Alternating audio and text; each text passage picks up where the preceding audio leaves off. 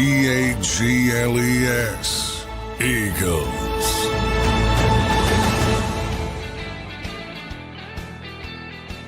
And welcome in, everybody, to a Thursday edition of Birds 365 here on JAKIB Sports. I'm your host, Zander Krause. That's my co-host, John McMullen.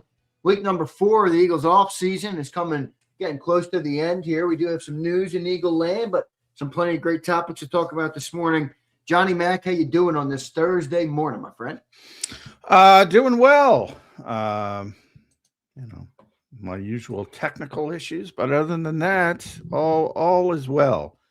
And Kevin Patullo is out, so that's yeah, we got to talk. Let's start right there, John. The great Kevin Patullo that was so beloved here in Philadelphia is now scraping the egg off the side of his house as he packages up to leave for Miami. Your thoughts on Kevin Patullo getting hired to Miami to be their pass game coordinator? Yeah, that's kind of what I expected. Passing game coordinator, senior offensive assistant role somewhere. Gets it down in Miami, which is good for Kevin because he's a big golfer. Stalder's a tremendous golfer, could be a future professional. So obviously Florida helps you in that way. Plus he went to high school down there. He went to high school right near Miami, where in fact he went to high school in the same town that the Dolphins' old training facility, which was in Davie, Florida, was. They have a brand new one, which is gorgeous, by the way, right next to the stadium in Miami Heights. But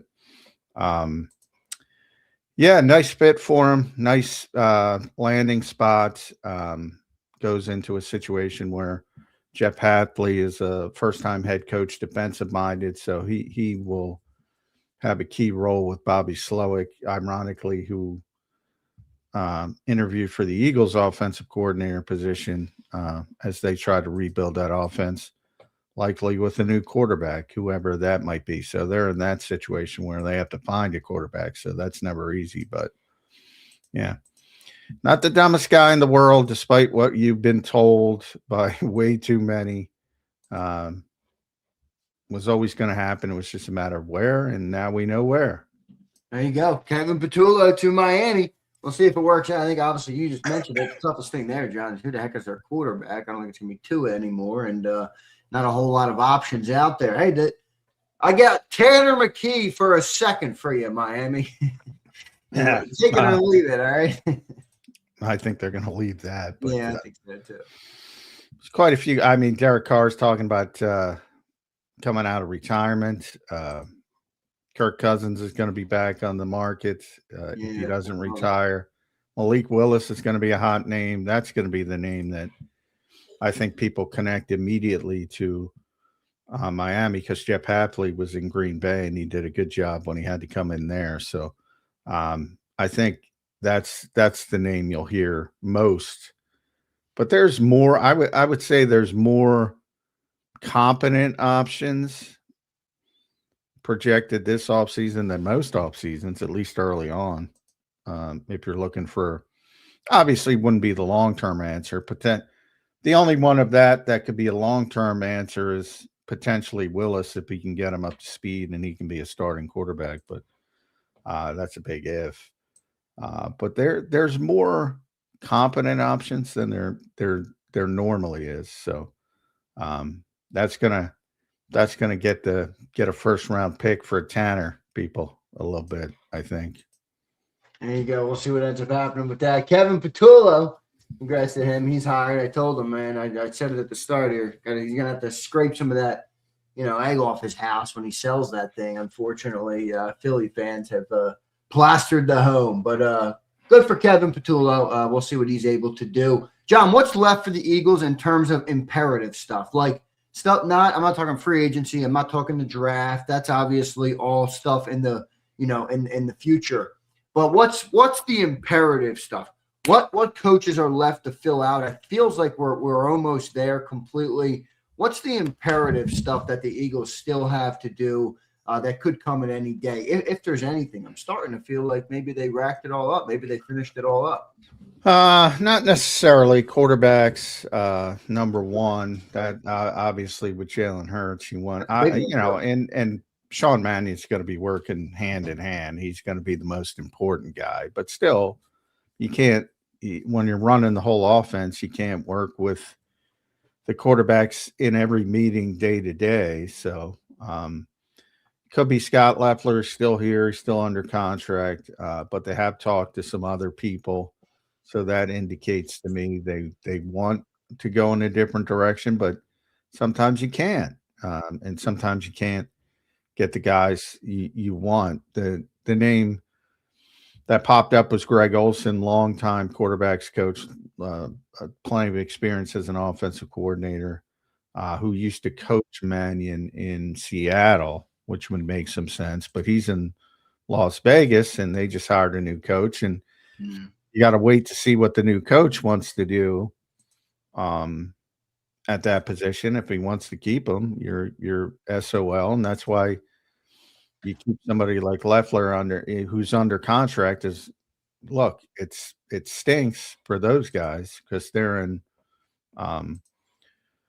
they're stuck in the middle and they can't do anything. And by the time, if they are removed, it's so late in the process, there aren't options. But I mean, that's just part of the coaching industry. So that's what I think is going on there. And the rest of the coaching is pretty much done. You'll have some lower level guys that fans don't pay attention to much anyway. The safeties coach is still vacant after Christian Parker left and Joe Casper got promoted. So if they want to bring in a safeties coach, and not everybody has a safeties coach, not everybody breaks it down like that. So it's not like you have to do it. Tyler Yelk is a defensive assistant that, again, lower level, that's leaving for Nebraska. One of his ex-teammates is the defensive coordinator out there, so he's getting a better gig out there. So there's some lower level stuff. But for the most part, the main coaching pieces are in place except for quarterback. So it'll shift pretty quickly. And it has to shift anyway because the combine coming up at the end of the month. It'll shift pretty quickly to the personnel and answering those questions that we all have about where Howie Roseman is going to go with this roster. Going to be interesting, John. I like the Olsen name because I think it's a nice difference from what they've done so far in terms of inexperience. I like the experience of Olsen. I mean, I look across the NFC East, I see that Giants staff. I'm like, boy, that's an experienced staff right there. I don't know if you can say the same about the Eagles staff. Well, in fact, I know you definitely can't say the same. Now, Nick obviously has pedigree. Vic Fangio has pedigree. I'm not saying it's all lack of experience, but the new offensive coaches are, 33, 35, 38, 43. They're not particularly long-time guys. So I would welcome Olsen. I think that would be a good move. But I don't know how much that plays into your thought process. Yeah, I mean, I look, Mannion is going to be the most important, and then probably Grizzard. So you're talking about number 3, but you are talking about a guy who's running the quarterback meetings, the guy who's, working with the technique and fundamentals. So it is probably a little bit bigger this season because you're projected to do so many different things. And that'll require some different techniques and some different footwork. So it'll be good to have somebody, Sean Mannion is comfortable with. And, but again, it's not, when guys are under contract, it's not as simple as just saying we want them. That's what's taken so long. And once Las Vegas makes a decision, I think it'll either be Olsen coming here or Scott Leffler staying here. We'll find out what ends up happening with the quarterback coach in Philly. Still a couple things there to clean up, and then you have the full offseason slate. What will the Eagles do? And then you start to get into personnel, which I think is a massive part of this equation. And maybe there's an expectation, John, that the personnel won't change that much. Everybody on offense is under contract. Where are you seeing the changes? There's not that. I mean, there is a couple free agents, but not to the level where you're like, whoa, it's not that many. I look at the offensive side, John, and I say, with this many coaching changes, and I brought this up yesterday, what personnel changes are coming for the Eagles. Now we're going to do a nice long segment here when we get into this, but I just want to hear your kind of overall thoughts before we get specifically into each area of the offense, where I do think there's good conversation on every area. But are you expecting as big of personnel changes as you were, or as they've done with the coaching staff? No, I don't think they're in a position to make those kind of changes. I do think, Lane's going to be back. I do think Landon's going to be back. So you don't have much change on the offensive line. AJ, we talk about a lot. There's still the potential he's traded. If he's not, obviously you're not going to have a lot of movement at wide receiver. So the one position where you should, obviously the quarterback's not changing, the running back's not changing. The one position you should have multiple new bodies is tight end. I don't think Dallas Goedert will be back. I don't see that path. I'm not sure they would want Grant Calcaterra or Kylan Granson back. So you're going to have to add multiple tight ends via the draft. It's a deep draft from what everyone says from a tight end perspective, so that should help. I don't think they'll take a tight end in the first round. But I do think, day two, you might see one, and it's been a while since Dallas Goedert, since they've done that. But I think tight end is the one position where, there's going to be some turnover. Other guys are big names under big contracts, and it's tough to move off them at this stage. We're going to see. John, how does the tight end position, how does it change with this perceived or expected new offense? What kind of tight end are they looking for, do you think, that would work in the Mannion, which we don't really know what that looks like yet, but we're assuming it's going to look like a certain style. What tight end fits? What style of tight end? You don't have to go names or specific. Well, everybody wants George Kittle, who can do everything. Everybody wants Tucker Kraft, who can do everything. Yeah, the key is getting a good player. That's number one. And then I think Sean McVay did it best this year. He had a bunch of good tight ends, so he used them. I think it depends on, and that's all the thing, you're going to see all these think pieces, whatever, and they're going to say the same shit they tell you every year. The under center, the motion, the play action. Look, Sean McVay showed you. He's the guy, everybody's trying to copy, not just the Eagles and Kyle Shanahan. And they shift. They shift all the time to their best players. They're going to utilize their best players. That's my hope. That should be everybody's hope to Sean Mannion. So to put him in these, I was thinking about it too. 90% of the time, you're right, Zander. You look at Green Bay and he's going to run a similar offense to what Green Bay ran. So go get Tucker Kraft and Musgrave and you'll be fine. But at the end position, but not always. And I think back to Jonathan Gannon. Like Gannon, when he came in here, and I said, "Oh, that's interesting," because he's going to run a lot of Mike Zimmer A-gap stuff. He was in Minnesota, and then he went to Indianapolis, and he was met with Matt Eberflus, and he'll probably mix it in with a bunch of cover two, old school cover two, and he did nothing of the sort. He got his opportunity, and he liked what Vic did, like everybody else, and built more of that style of defense. So all those people trying to pigeonhole Sean Mannion into something, you better hope they're wrong. Because if he's a good coach and everybody says he's a smart guy, and the changes they've made been too big to just like, you know what I mean? Like that's where I was like, all right, maybe he does not go as far, but Stoutland, like everybody's gone. You know what I mean? There are certain things like they're going to try to run more wide. Yes, they're going to try to run more. But what I keep saying is, and please, because I got a couple of comments yesterday, please listen to the entire comments. Don't take out one point.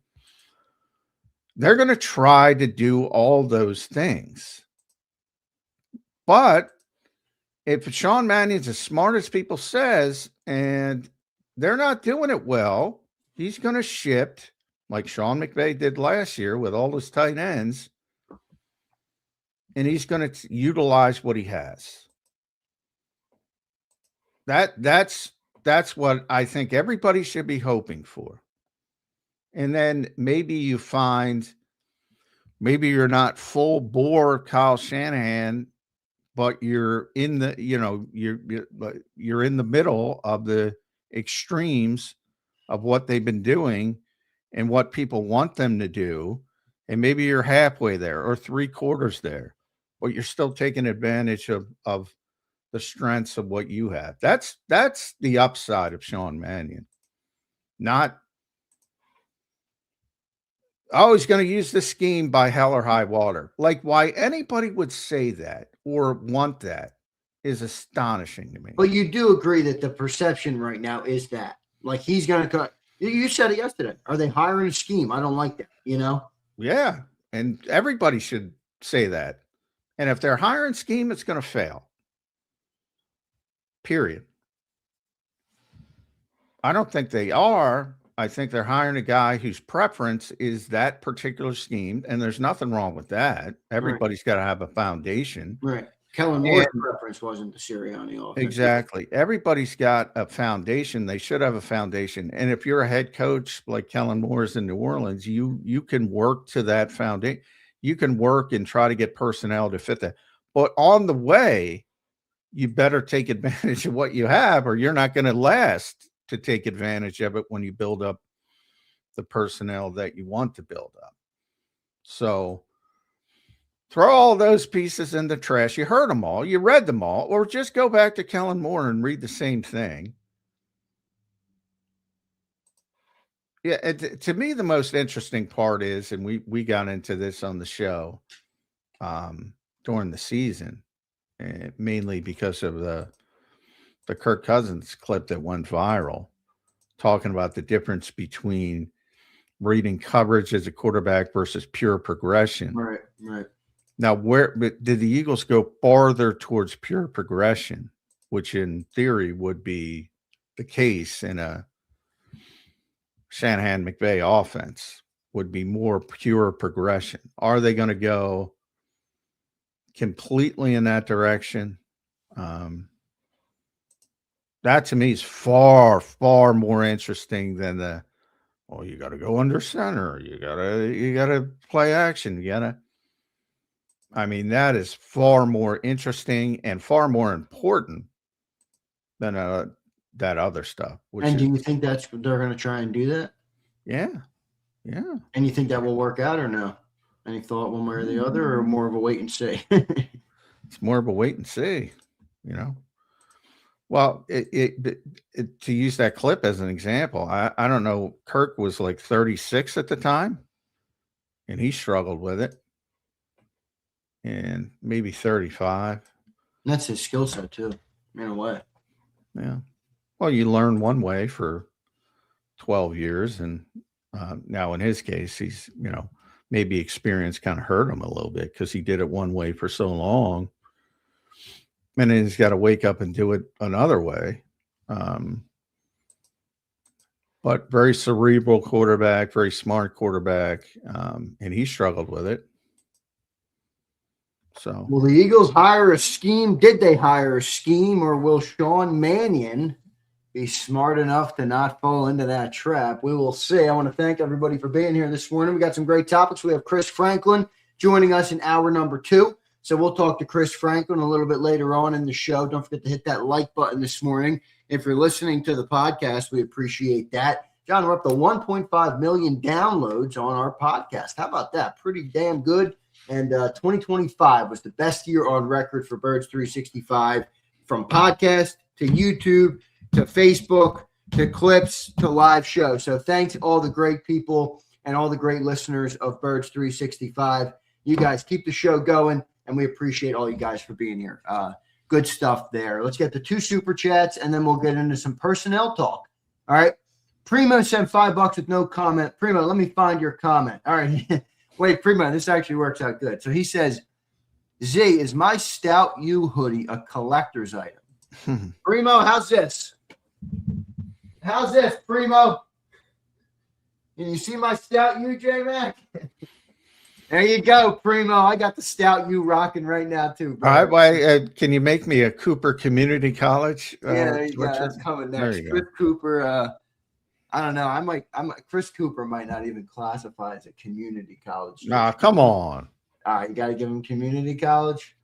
He's a fine. He's a good. I was thinking more of like a 1 to 2 year institution. You know, the things where you get like a pseudo degree. Oh, that's community college. Yeah, that's what. All right, I wouldn't know. He's he was a good player. So he knows, play a lot of games. He knows what he's doing. It's just a matter of I like this. I like a JUCO. How about a JUCO, John?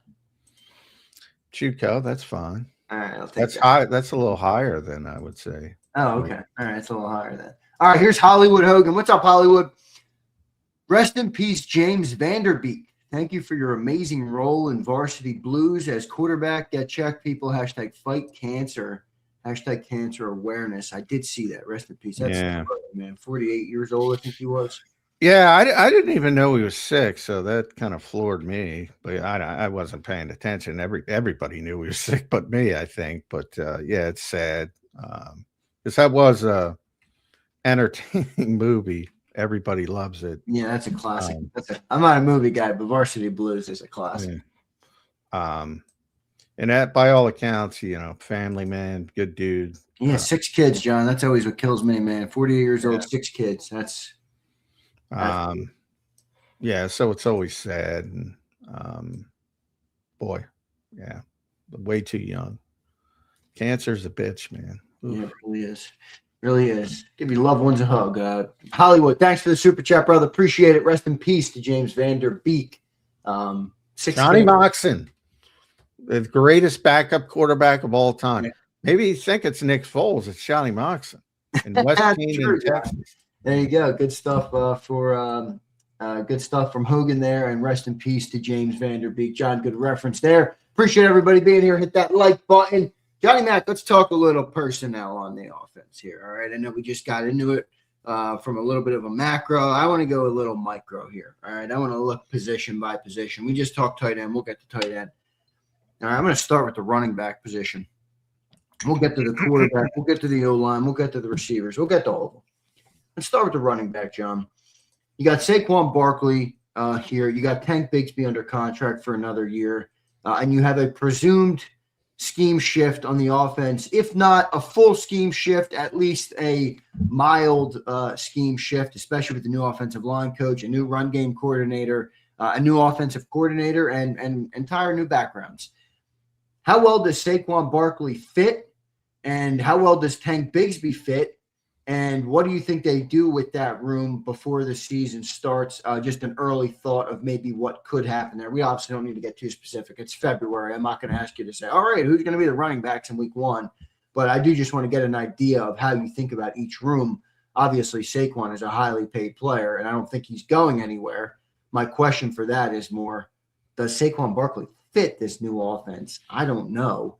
Your thoughts right now on the running back spot and how it might look next year.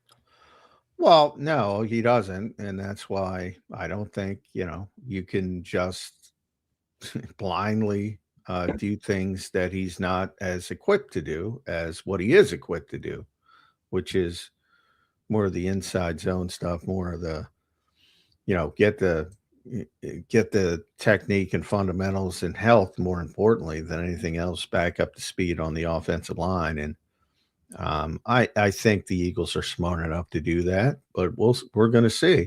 And the same thing with Tank Bigsby.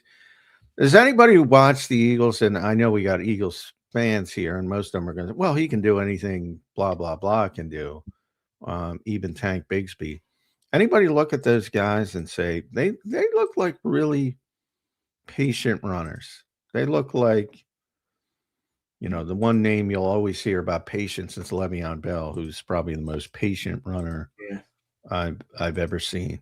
But you saw it in the Super Bowl with Walker, and it's like allowing blocks to develop when you're going stretch and wide zone. You have to allow those guys to kick out on their angles, and sometimes you have to wait a beat, and things will open up. And you got to be very patient. Did you all see that with Saquon Barkley and Tank Bigsby? Those are guys who hit the hole. In fact, when you criticize Saquon, Tank hits the hole. But when you criticize Saquon under the prior scheme, most people say, well, he danced too much. And he didn't hit the hole because that's his strength. So, no. But again, that's to my point where if Sean Manning's as smart and intelligent as people says, he will build around what he has in Saquon Barkley, and that'll mean more inside zone. And maybe they draft somebody in the 4th round who's more equipped, and 3 years down the road, they're running what they want to run. 3 years down the road, that's a damn eternity on the Eagles. Yeah, they turn over their coaching staff every year. 3 years down the road, we could have a completely different squad. And that's why you don't build. That's why you don't hire a scheme. Right. We're going to be talking about that throughout the offseason. Even with Vic Fangio, obviously he's already retired twice. He's not here for the long haul, so you can't just go in hell and high water. Well, this is a big guy. Well, Vic might not even be here. So I mean, you just said they're going to revert back to inside. The more you talk, John, about this, the more I get angry. Well, I would say more. Of Jeff Stoutland, though. More. I mean, you're going to revert back to that? I mean, Jeff, the point that they got where Jeff Stoutland felt the need to walk away might supersede the Sean Desai decision in Week 12 as the stupidest decision in the Nick Sirianni era. Yeah, I disagree because, look, they did what everybody wanted them to do. They had success doing it, at least compared to what they were doing before. And I'm talking about this season when they went under center and started to have a little bit more success running the football. That was Nick Sirianni. But that was a small sample size. That doesn't speak for the last 4 years of success. No, it doesn't. But again, be careful what you wish for and change. Look, the Eagles think for whatever reason, and the head coach thinks that for whatever reason, teams caught up to them and they had to change. Now you can debate that, and I'll debate that with you, and I'll say, maybe, I think it had more to do with the health of the offensive line than teams catching up to them. I think it had more to do with that. I think if you have those monsters performing at a high level, I don't give a shit if they know what's coming. We talk about it all the time with the running game. Silly will talk it all the time with Jimmy Johnson and their 3 freaking running plays. Everybody knew what was coming. Right. Stop it. To me, the issues with the running game were solely on health and guys not playing up to their previous standard. Not about technique or fundamentals or scheme. Well, so how do you not criticize them for what they've done with Jeff Stoutland? Because Jeff, look, I mean, the guy is a legend in this town. And I don't care how grounded you are, that can go to your head.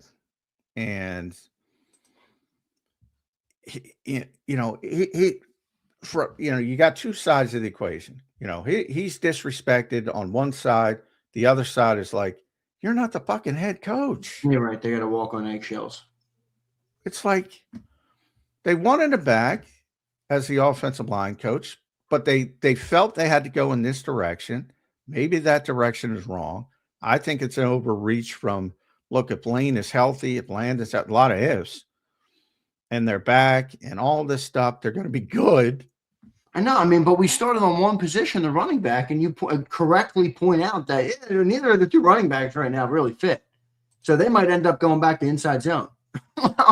well, first of all, the Rams and the Vikings and the Packers all run a lot of inside. I think people say, well, you only run outside. Okay, so No. you're saying, yeah, there's going to be some nuance, basically. Yeah. Some, And they're going to shift more towards more inside zone than what they want to be, in my opinion, until they get to the point that where they can run it as effectively. And then they'll shift it to that, again, but to your point, which is true, you probably don't have 3 years to get to that point. So, yeah, I mean, that's my biggest issue with all the change. I have no problem trying it, but to say they're going to do it, and if they do it and don't be malleable, I will criticize the shit out of them because, yeah, they have a bunch of guys that don't fit what they want to do right now.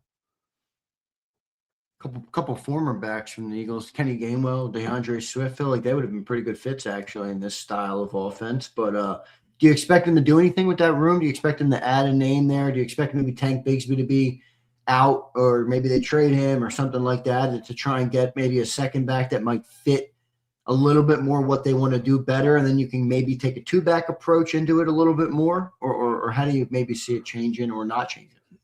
I don't think. I mean, I don't think so because Tank's under contract, but maybe a backup. Maybe they do say, well, he was a fit for what we were doing last year, but he's not a fit for this year. Maybe, Kenny only signed a 1-year deal. Maybe you can get him back. Swift, it would be a perfect fit, but and even Chicago, who does similar things, and he was sort of the zone stretch. They had Monungai, so they'd a 1-2 punch in their power game. Right. Which worked really well for them.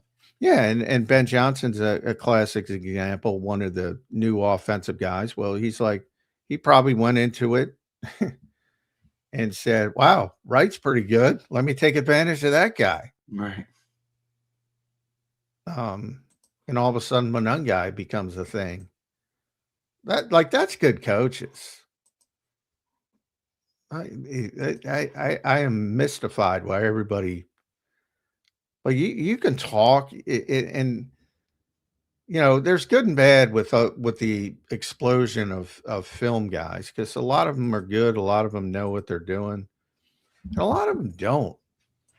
And especially when you don't have the context of asking the coaches of what they want to do and what they're trying to accomplish, there's a lot lost in the sauce, and there's way too many people who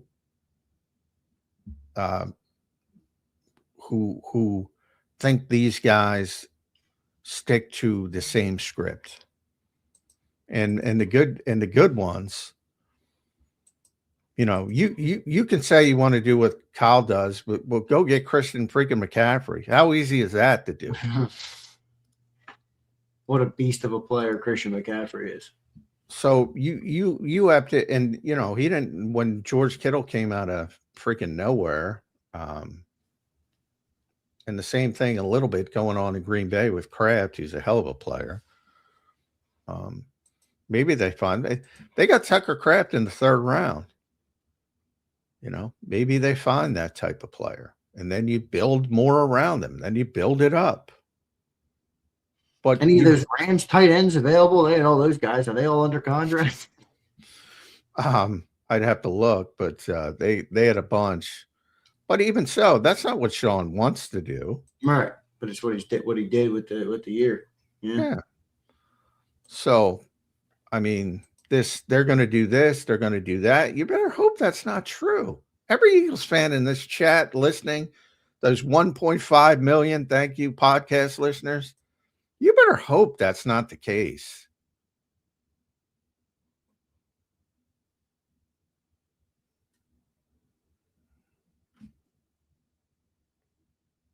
I think.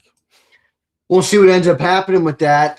John, does Will Shipley have any role? Will he have an increased role in this new style? He'd be the one who fits, but Will hasn't shown the ability, and maybe he's better. Maybe he was ill-fitted for what they were doing before. Maybe he is. Maybe he is the guy to at least be a complimentary role, because he far fits better with this philosophy than, from a trait standpoint. He's a good receiver. He's good in space. He's comfortable in space. They threw they were trying this stuff last year. All it was is all training camp. I remember a bunch of flat passes to Will Shipley. You're going to see the same thing. But when he did get his opportunities, he didn't really perform up to a tremendously high level. So it's hard to say he's going to take a step forward until he proves it. But from a trait standpoint, yeah, he would be a better fit than Tank Bigsby for what everybody wants them to do. But is he as good a runner? No. So be careful what you wish. I could see Howie moving on from Tank Bigsby, even if it's a trade for a 6th-round pick or 7th-round pick. Well, if you say, well, this guy's a complete non-fit, yeah, and you go in a different direction and you draft a running back, and obviously you're not going to draft a running back high, but if you draft somebody who you think is a fit for it, yeah. I felt like Tank had pretty good vision. Like I don't. Who do you think fits better, Tank or Saquon? Saquon. Tank is like a million miles an hour. Tank hits the hole, which I like personally. Yeah, right. Has some pros to it for sure. But like he is, if anything, he's less patient than Saquon. So I mean, to me, I'm looking for a running back with patience. But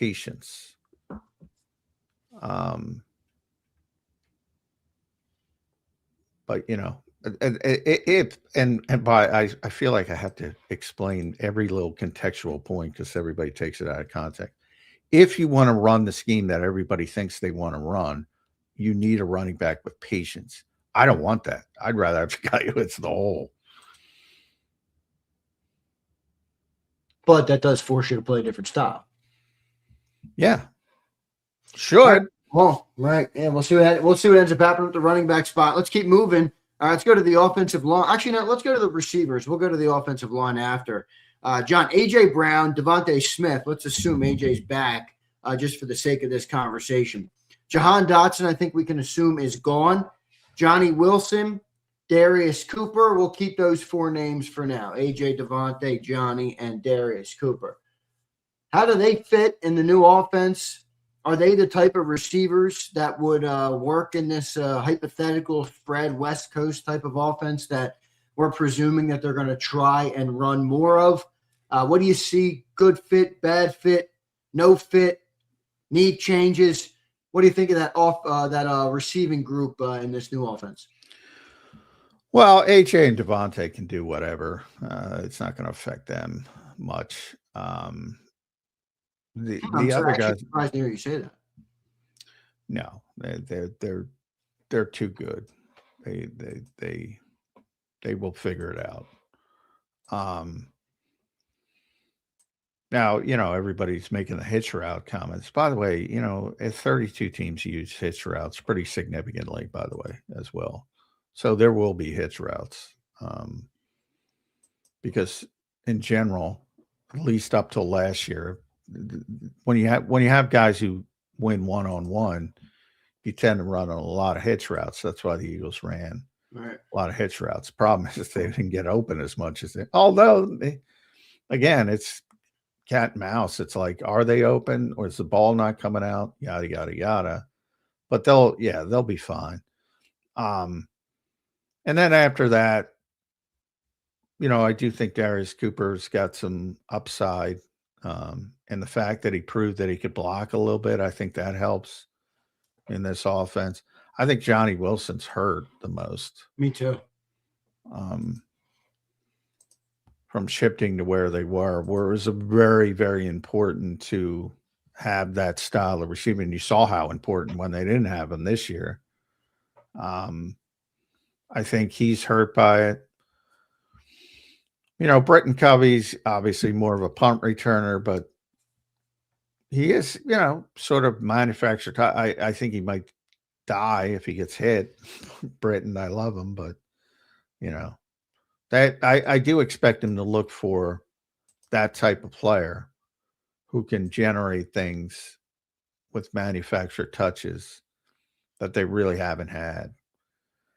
And I focused on KJ Concepcion from KC Concepcion from Texas A&M. He's that type of player. Now, some people have him first round pick. They're not going to take him in the first round. But if he falls, I could see him being the guy that they try to get. Because I think they need that player. They haven't had that player. And I think they need that style of player to make this offense a little bit more dynamic. Somebody you can throw the bubble screen to, and it's not going to be just a shit show, Yeah, I agree. All right, so with AJ, and I certainly agree with your point that AJ is a good enough player to be able to thrive in basically any offense. That's not I would not contest that point at all. But what I might contest, John, is, this offense, normally receivers move around a lot. I know Puka's maybe a little bit of an extreme example because Sean McVay goes crazy with it and he lines them up and all over the place and runs them through the B gap. I don't think you have to do that, but they do move receivers around a lot in this scheme. When I say they, I mean anybody who's running this, spread offense scheme. Is that a fit for AJ? I feel like AJ is an outside guy, and that's where he wins. He's going to win the one-on-one battles. He's got more physicality than most. He's not the most polished route runner or the fastest guy in the world, but he's going to beat you physically. He's going to get to the spot, and he's going to win the battle when it comes to the hand, catching the football. Does this fit AJ? I don't know. I don't think it fits AJ as well as you think it fits. Walk me through your thought process. Well, I'm not nearly as concerned with the motion. I do think that DeVonta would probably be the one doing more of that. Probably. Who knows? But yeah, I think people are way too hyper-focused on that. The funny thing is, again, to the point of Sean Mannion, I think you're going to have the formational tricks. You're going to do that. You're going to try to out leverage people in theory. And you don't have to do that with eye candy. I think it's and that's what McVay did this year when he switched to 13 personnel. He did it more formationally. Still did the unique stuff of releasing Puka through the offensive line at times, which doesn't happen often. I don't know if the Eagles would go that far because you need a specific type of player, and that's probably going to, I enjoy Puka. If you like football, enjoy him while you can because they're beating the shit out of him. No, that's so true. Yeah.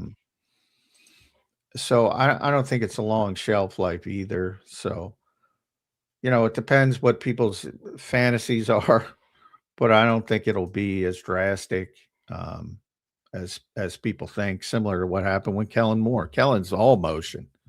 Well, even if you just leave motion out, what about like formationally lining up? Like AJ doesn't line up in the slot. He doesn't line up inside. He can, he has, and he usually dominates when he does. Yeah, it's true. It's just not a big sample size, but I'm sure he would be good at it. But like I look at a receiver like CeeDee Lamb, and like that's the guy you can move all over the place. CeeDee Lamb will line up anywhere. Well, I think because the Eagles don't do it, and the one you have done it, imagine AJ Brown against the average slot corner, which would go about the way it has gone. Yeah, so good for them.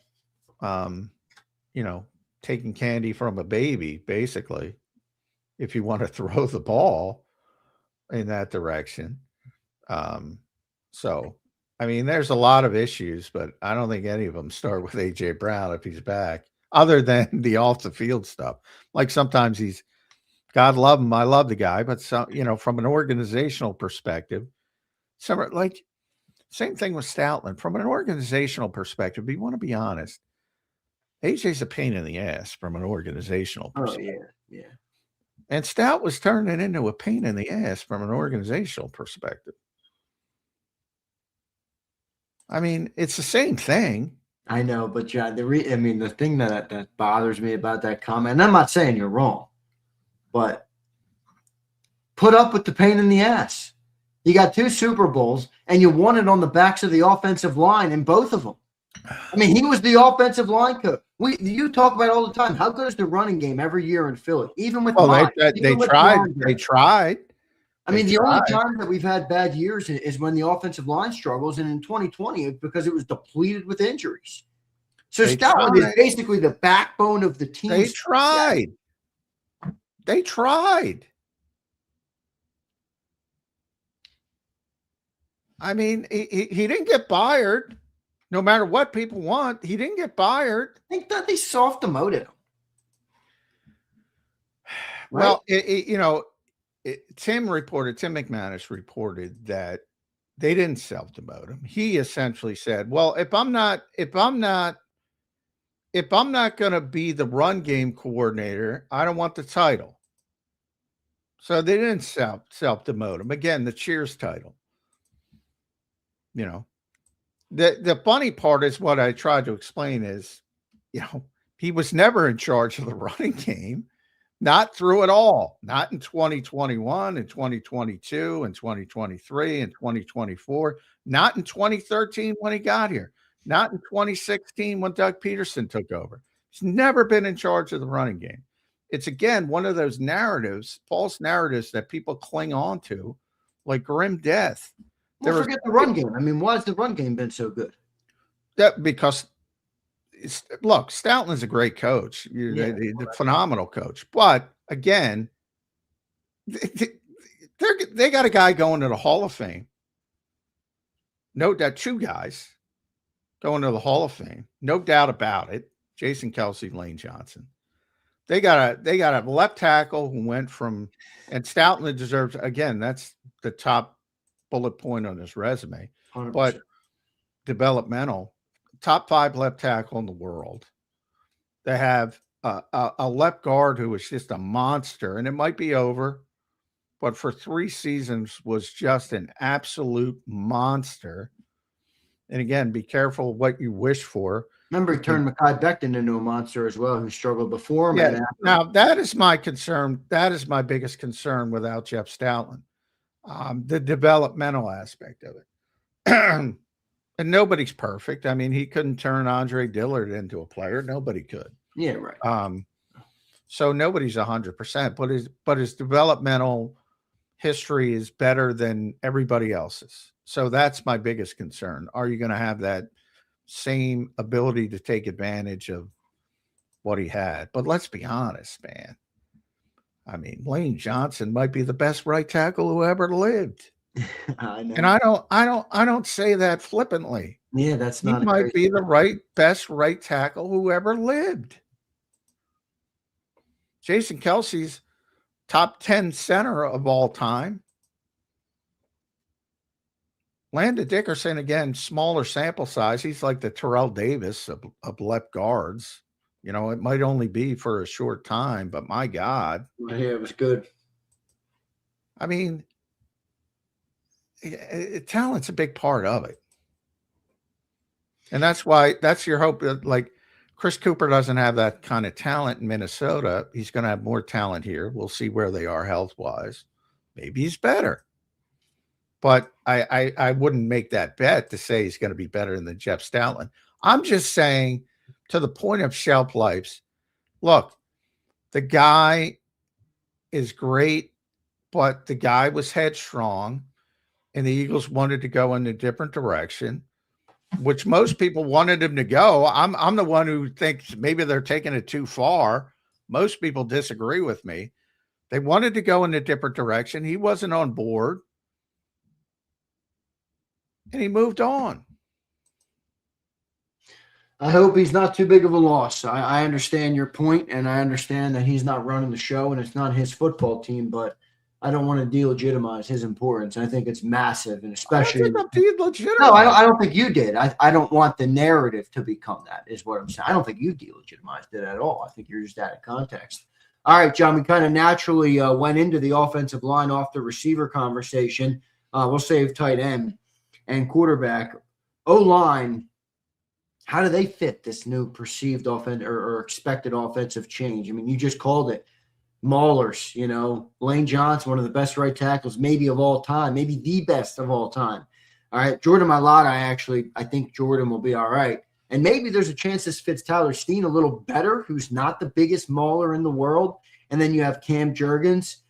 Any one of those guys that are a clear fit or not fit for you? I think this is kind of a one of those things, John, that maybe not our chat, but maybe some people fans out there don't understand how an offensive lines, they don't always fit every scheme, or different offensive lines might work better in other schemes. How do you see the Eagles' offensive line fitting what they're trying to do here? Well, again, it depends. Are they going to hit the square peg in a round hole? Then they don't fit. A lot of them don't fit. In the case of Landon, if he's healthy, if he's back, which we don't know. But look, if I tell you, you got a 6'8", 380-pound guy and say, "Hey, go reach block all afternoon." Come on, man. Come on. I mean, does it make sense to you? No. That's why I say all the Proctor stuff. It's like, all right, under Stoutland, yeah. I mean, I think Proctor's a perfect fit for what the Eagles were looking for. I'm not so sure it's the case now. But again, that's Howie's question. Like, what do I do? And that's why you don't hire a scheme. And my hope is the Eagles haven't hired a scheme. I might be the only one in town hoping they haven't hired a scheme. I hope they've hired a really good offensive football coach who's a natural at taking advantage of what he has at any given moment. That's what I hope.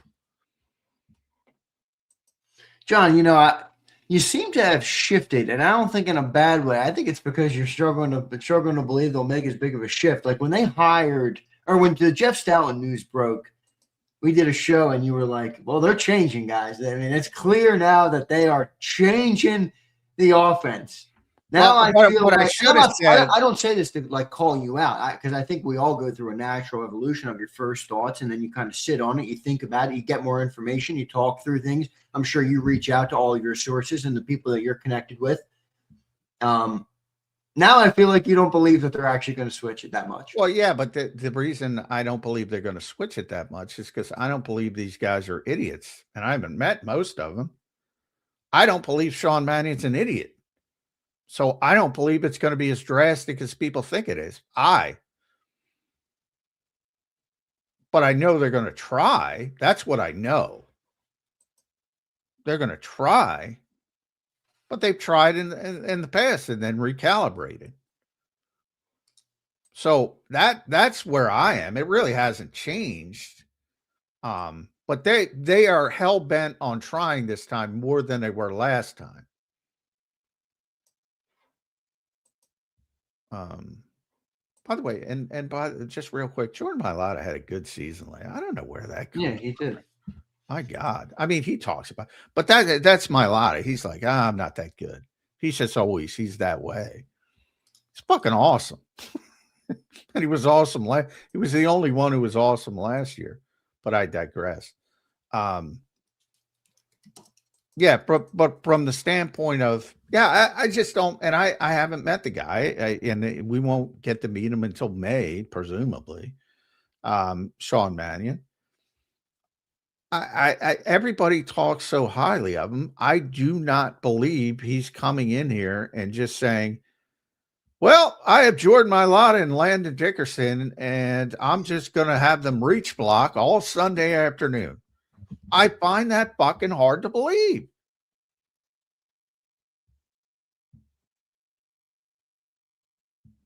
That's all it is. Yeah, I don't think you're wrong. I find it hard to believe too, but I also don't want to deny my eyeballs. They're making some big changes. Well, again, it's easy to make changes on paper. And then when you get in the actual lab and you try things, smart people adjust. And where I think you're right is, I mean, if anybody remembers, and maybe this is too far, or fans and people alike have choosing to remove this from their memory, but the offseason prior to Kellen Moore's calling of the first year after he was hired, there was a lot of talk about the Eagles running a pro style offense, and which they started with, but ultimately never, Oh, it's all over talk. Motion, motion. Oh, I remember. Oh, yeah, it was so big. First press conference, because it was such a big deal. I asked Kellen about it, about his history with motion, and he talked that maybe it was the longest answer he gave all year. How he grew up with it, how important it was to him. And he saw what he had, and God bless him, he changed. Because they didn't do it that well. That, to me, is the definition of a good football. That's not an insult to Kellen Moore. That's a compliment to Kellen Moore. I agree. And I think the same thing is going to happen this time. I think. But that's because of what the Eagles have. Now, how long do you think that might take? I think won't take that long. I think it'll be scaled back by week 1 and scaled back more by week 4. Week 1 scale from what they doing because I already know I could, if I had the time, I could sit down and read and write my stories in advance, because I can tell you what the narrative's going to be in OTAs and early in training camp. How much motion, how much literally, I mean, somebody in the chat has to remember, if they read coverage of the field, they have to remember this. They remember it. Maybe they don't want to remember it. But so I believe you're going to see that the entire offseason. And there's nothing wrong with that. That's what you should be doing in the offseason. It's like the old, baseball spring training has started, and you're going to see these knuckleheads that care about spring training games, and maybe a pitcher's out there trying to expand his repertoire, and he's throwing a bunch of curveballs, and he doesn't have a good curveball, and he gives up 10 runs. Nobody gives a shit. You're trying to work on stuff. You said game 1. That's like the pitching coach coming out in inning number 1. You got 1 down and 1 man on, and the pitching coach I'm saying, so if you're operating with the idea it's going to be Kyle Shanahan or Sean McVay's offense, which is what everybody's operating. No, I'm saying it's scaled back from that by week 1. Okay, that I agree with. And then it's scaled back even more as you go into it. That's what I'm trying to say. And do you think at any point in the year next year we full-blown reach the Nick Sirianni offense is back in full swing? Well, I don't even look. And people can say what they want. Nick Sirianni has a long history. That's not his fucking offense. He doesn't want to run it either. Well, it's his offense in Philly, right? I mean, he has said that. Well, but the point is, the 2020, even 2020, it's very similar from the entire time. Yes. But even 2021 is different from 2022, vice versa. There's been involvement, even though people refuse to acknowledge it. That the best example, ironically, was last year with going under center, which everybody loved, and now they dislike it because Jep didn't like it, but they don't know Jep didn't like it, so they still like it. It's bizarre, but there's been involvement, and what is the difference between 2022 and 2024? Well, the average fan will say Shane Steichen's great, Kellen Moore's great, and the other guys are stupid.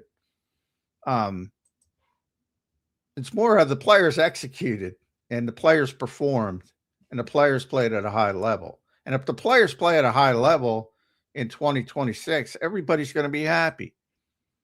If they don't, everybody's going to be miserable, and they're going to blame it on Nick Sirianni and Sean Mannion and Josh Grizzard and everybody else, and Chris Cooper. All right, so quick wrap. How does the Chris Cooper-led offensive line mesh with the potential offensive change? Good, not good? Doesn't really sound like so good based on what you're. It's all based on how healthy Landon is. And Yeah, but even if he's healthy, is he a fit? Not really, right? oh no, he's not a fit for what people project in their heads. But I don't think that matters. I mean, Chris Cooper's played in the league for 9 years, whatever. He's not going to go ask Landon Dickerson to go reach block for 60 minutes. Yeah, but John, you are expecting them to change a little bit, right? Yeah, a little bit. They're going to play more wide zone. They're not going to play as much as some other teams do because they're not equipped to do it yet. But even, it's like use the Rams for an example. When Kyron Williams is fumbling the ball in big spots, it's usually inside. So, I mean, they run inside zone. They just run more outside, and they're more built that way. But it's not like you can just solely run it. So, the Eagles are smart enough to take advantage of what they have. But, they're, Nick's in a tough political spot. Let's be honest. He everybody wants change. Everybody saw what happened last year. You can't run it back.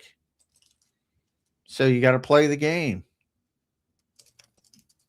You got to play the game. And by week 2, week 3, when you're actually winning, if you're winning football games, nobody's complaining. Not Jeffrey Lurie, not the fans. That guy, Jeffrey Lurie, they showed him in the box, John, last year quite a few times. Now, but he's not gonna turn down another Lombardi trophy. No, he's not.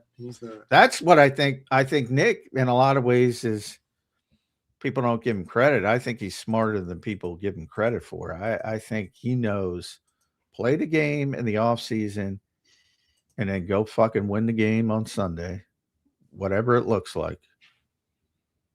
I think he's smart enough to know he's got to play the nonsense. And then when it starts, just go beat who's in front of you and everything will work out. Maybe, John. We'll see. All right, real quick. We kind of mentioned the tight ends, but there's none under contract. So real quick, John, just for the sake of the segment, because this will be in a separate post on YouTube. What's the ideal tight end for this new version of the Eagles? George Kittle, Tucker Kraft. George Kittle. Is there anybody out there in the draft or anything? Maybe a Michael Mayer trade. Who knows? We'll find out. I don't want to spend too much time on tight ends. We got to see what happens there. John, quarterback. All right, that's the last one here on the offense. Oh boy. Has the quarterback? How are you expecting it to change around him? And how well does he fit on the perceived change of the offense? That's the $1 million question. I think we'd all be rich if we could figure that out.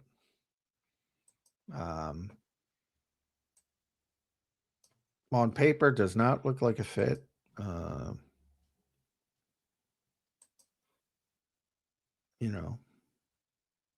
I do not believe that, again, Sean Mannion will come in and ask him to do a bunch of stuff he's not comfortable with. Sean Mannion was a quarterback. That is not something you want to do to any quarterback. He knows that. I'm very confident that he knows that. So I think it's going to be very interesting to see how this evolves. He's not going to be asked to be Matthew Stafford. He's not going to be asked to be Brock Purdy. Can he be Jordan Love? Maybe. The biggest challenge will be for Hurts in this. Just maybe getting the ball, like not being the playmaker. And on every play, I feel like he's been so accustomed to being that, although that's changed a little bit in recent years. If you watch Green Bay play, it was a lot of deep throws, a lot of, it wasn't. They got a lot of receivers involved, dude. They had like 8 receivers catch a ball in a given game. Well, yeah, but a lot of long developing plays. I think if you look at them all, I think Green Bay would be the most likely scenario.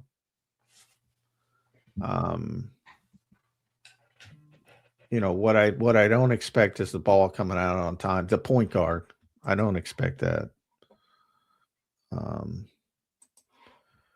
just don't until I see it. I don't know why anybody could say, well, he can do that. Where's the evidence?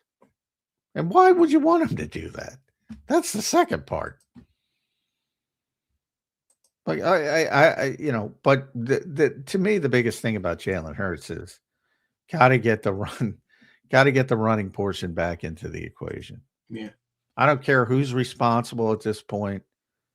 Everybody pointing fingers. You got 4 pointing back at you, the old adage. Yeah, it's like the meme. It's a Spider-Man meme, John, where they're all pointing at one another. It's like, I don't give a shit at this point, but it better be back. Or you're going to have some of the same difficulties. Yeah, I mean, I guess, and I've said this before, and that was my biggest criticism of KP was, why can't you get a layup? Why can't you get more layups for the quarterback? And I think that's what you want from Sean Mannion. But, then I was thinking about it with Ben Simmons. Sometimes you get him a layup and he doesn't want to take it. That's a crazy comp. I mean, it's. Oh man, I can't believe you just hit me with Ben Simmons, but I see what you're saying. It's harsh, but it's pretty easy to get a layup in the NFL if you really want a layup, and I'm talking about bullshit bubble screen, whatever. How many throwing attempts a game do you think Jalen's going to have next year? I think they want to be right in the 25 range. Like where they normally in a perfect world. I don't want to, but that's not. People think these are all insults. These are not. I don't want Matthew Stafford throwing it 45 times. I don't know where people go. That's not good football. That's just bad. That normally means you're losing the game. Exactly. I don't want the smartest quarterback in the game throwing it 45 times. Now, if you have to, and they can get you over the top, well, that's awesome. More often than not, but yeah, anybody who's playing at that level, you don't necessarily want. And obviously, look, Jalen's not a high volume thrower. I talk about it all the time. There's good and bad. You ended the show yesterday, I think, or somebody asked me, who's a better quarterback, Jalen Hurts or Sam Darnold? Well, Sam Darnold. Pumper super chat. Yeah, so it was Pumper. Obviously, Pumper's going with, he hates Hurts, and he knows I like Darnold, but I said Hurts because Hurts to me is still a better quarterback. However, I saw another Sam Darnold stat. First quarterback in NFL history, another one, to have a 1,500-yard receiver in 2 consecutive years with 2 different teams. He is a high-volume thrower. But is Jalen Hurts a better quarterback? I think he's a better quarterback, yes. I think Sam's very good, which means I think Jalen's very good. But I think you have to build around their strengths. And I think both teams have done that. And both teams have a Super Bowl because they've done that. We will see. We will see what ends up happening. I read an article yesterday, John, in the Ringer about 9 storylines or something defining the 26 offseason. Eagles were in there on the precipice of a reset, I believe is the way they worded it. And they pointed out a stat to me, which I think is relevant to our conversation right now. Since Jalen Hurts became the starter of the Eagles, they ranked dead last in throws between the numbers with 903 total, and it's over 100 fewer than the next worst team. So they do not use the middle of the field. I think that's going to be something to keep an eye on here in this new offense. We will figure out though what that looks like and how it works, John. So we'll go from there. Let's go to some super chats here. on the show today. I want to thank everybody for being here. All right, good show today so far. We have Chris Franklin coming up. Here's Vulnerable Vitality. 1.5 million is an accomplishment worthy of recognition. From Jody to the Old Late Morning Show to the people here today. See you all at 3 million. Thank you, Vitality. Thank you, brother. Appreciate it. That's just audio downloads. That's not YouTube. YouTube's where our main base lives. Nice. Thanks, Vitality. Here's Anthony Hunt. Should the Eagles trade AJ for Jefferson? Oh, gosh. No. Why would the Vikings do that? Yeah, could you imagine A.J. Brown with J.J. McCarthy? My God. Oh, he would. I mean, Justin had his problems, obviously, but he handled it a little bit better. AJ become a drunkard, and I wouldn't be able to blame him. And he's not a drinker. Here's James Carver. What up, Carver? Thanks for your supers. We got a string of multiple here from Carver. Per usual. Thanks, Carver. Like J-Mac with BLG, I don't see Nick just walking up and changing. He showed he's 100% political and wishy-washy. So after here, no one will know what he is. Yet they bank on him versus the best development coach and forget all else. That's a huge problem. I agree with that, Carver. Yeah, I don't agree, James, because I mean, I don't think he's. I think he's savvy, politically savvy. I think he's smart. Like, I don't care what you like. If you follow politics, like James Carville's a guy who, I don't agree with much, but man, he's savvy. Would it be fair to say, though, about the wishy-washy point? Maybe you're right, but like if hypothetically Nick wasn't here anymore and he was on the open job market, what would the perception be or the expectation of like his offense? In other words, if you hire Kyle Shanahan, you're getting his offense. You hire McVay. You hired Mannion. We have an expectation. LaFleur. Everybody's got an expectation for like what they bring, what their expertise is, where they thrive. What would Nick's be? Would they think he's bringing in the power scheme? Would they think he's going back to the Rivers scheme? Will they think he'll just be the chameleon? I don't know. I think that's. Well, he would be. That's how he sold himself to Jeffrey Lurie, as being the chameleon. And he had 3 different offenses in 3 different years in Indianapolis because of circumstance. Andrew Luck retired late in the summer, kind of screwed them, and they had to shift offenses to Jacoby Brissett. Jacoby was, and they did a solid job. But obviously you want to improve on that. They went out and got Phillip Rivers, and it was completely different again. So you had 3 different offenses in 3 different years built around who they had. And that's how he sold the Eagles, that he's the guy. And to his credit, and I know a few people want to give him credit, you saw what he did in Indianapolis for the first 7 games of 2021. It didn't work, and he shipped it. And he built around a quarterback and had unbelievable success, the most success this organization has ever had. So the resume is pretty fucking good. I don't dispute that. And but from the standpoint of that's how he would, my presumption is how he would sell himself for the next job, as a guy. And again, that's, everybody in this league, I didn't make it up. It's a cliche in this league, and there's a million cliches, starting with number 1, which is control what you can control. When you're around the NFL, that's all you hear constantly. But really up there is, if you're hiring a scheme, you're doing it wrong. Everybody says it. Everybody knows it. Everybody understands it. And there's way too many people that do it every single year, because you don't know. And the Larry Karras story is the best story Nick has ever told, because he was a young coach at the time trying to be an offensive coordinator for the first time, and Larry Karras set up the trap for him. Said, all right, what kind of offense do you want to run? And just like we're talking here and all the fans talk, he's answering what he thinks Larry Karras wanted to hear, which is, I want to run motion. I want to be under center. And he stopped him right away and said, you don't even know who your players are. What are you talking about what you want to do? It's fair. Here's Carver again. The basics of reach, blocking, and immediate desire to gain ground with the entire line sliding will almost certainly eliminate the RPO aspect, especially when the O-line patterns with a split and inside zone scheme to ensure there's no O-line downfield. Well, look, the RPO has been less of a thing, really. It's it's funny because so many Eagles fans think of the NFL is always against the Eagles. They're trying to ban the tush push, that kind of stuff. The most impactful thing the NFL ever did to the Eagles is tighten up on illegal man downfield penalties when they were having tremendous success early with RPOs. And once they did that, again, in college, if you watch college football,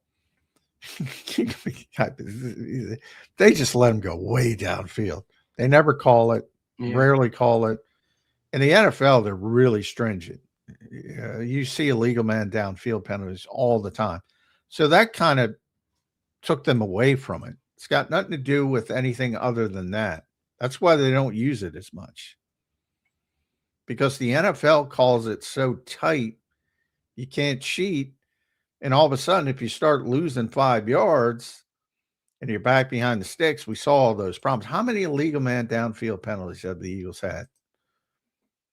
Because remember, RPO means run pass option. And the Eagles run RPRs where Jalen Hurts has a run, a pass, and then a run option.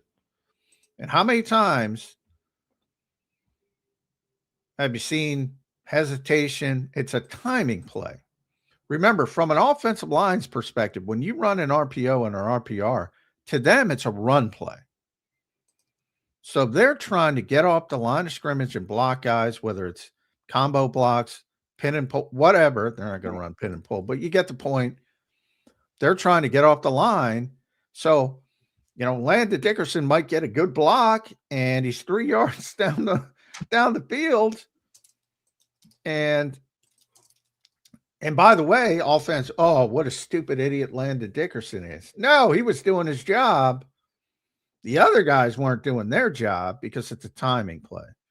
And that's why the Eagles don't run RPOs. It has nothing to do with anything else than how stringent the NFL calls it.